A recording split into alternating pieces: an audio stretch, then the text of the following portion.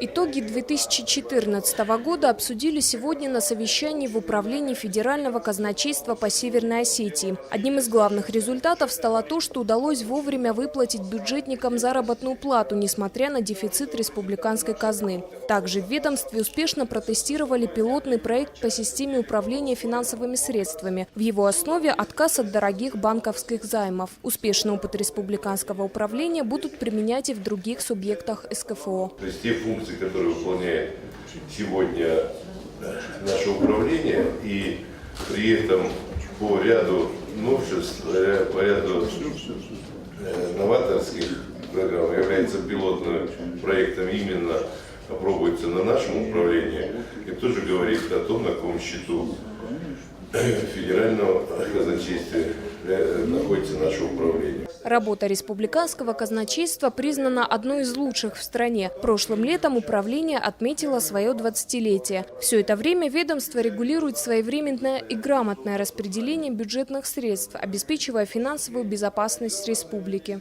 Тамила Хамицаева, Яна Гаги, Вацамас Кочиев, Осетия ТВ.